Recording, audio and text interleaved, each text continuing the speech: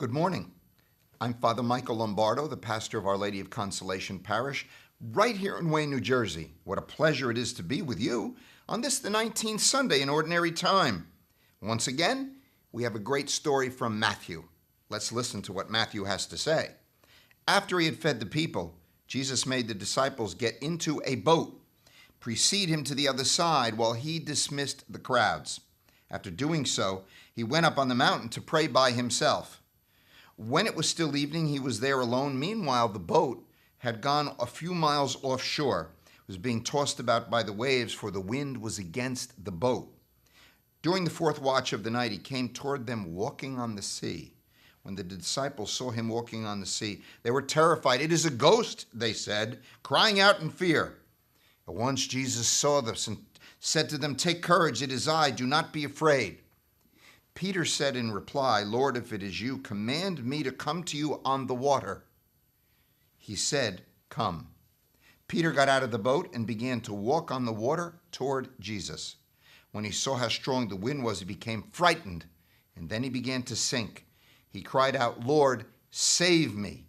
Immediately Jesus stretched out his hand and caught Peter and said to him, "O you of little faith, why did you doubt?" After they got into the boat, the wind died down. Those who were in the boat did him homage by saying, "Truly, you are the Son of God." And this, my friends, is the gospel of the Lord. Praise to you, Lord Jesus Christ. What a story. I've always enjoyed that story because haven't we all been in a situation, forgive the pun, when we've had that sinking feeling? And here, Peter gets it, and he really gets it because he is sinking. And Jesus reaches out to save him. But the lesson of the story, of the whole story, of course, is when Jesus said, "O you of little faith, why did you doubt?" This story is all about the importance of faith in life and keeping that faith very, very strong. We all doubt, my friends. We all have doubts. We have doubts about everything, really, at some time in our life.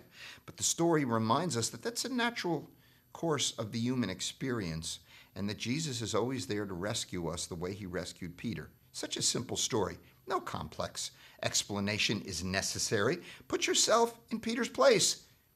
We are all believers, but sometimes we have doubts. But Peter's belief begins very strong.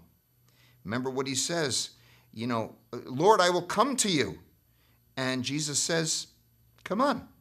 And he does. He walks on the water, but he becomes overwhelmed at what's going on and the wind and the water, and he begins to sink.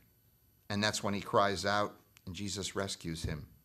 You and I have had situations like that in life, I'm sure, where we have been involved and thinking we could do it, and we go into it with maybe 99% certainty. And once we get into a challenging situation, we begin to say to ourselves, uh-oh, I may not get through this. Beginning to think I might not. Who's going to help me? Who's going to rescue me? And very often someone does, or we find that we can do it ourselves. But those moments of doubt, they do come and go. Sometimes they can threaten even the most important things in our lives, our relationships with others, our marriages, our families, our friends. But Jesus is always there, always there. Put yourself in Peter's place. That's the best thing you can do with this gospel to make it come alive, is put yourself in the place of Peter. Don't kind of think that it's about him then. It's not about me. It's about all of us. All of us are Peter. All of us are Peter. Remember what he said to Peter? "You are Peter, and on this rock I will build my church."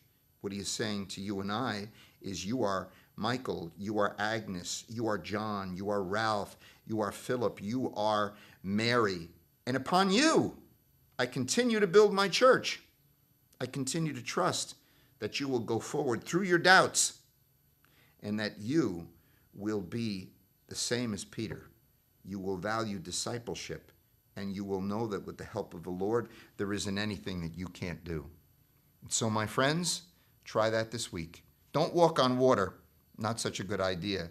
But always have faith that in the midst of any crisis, the hand of Christ will reach out to you and pull you through whatever you think you cannot do in and of yourself. Take care. God bless. I'll see you next time.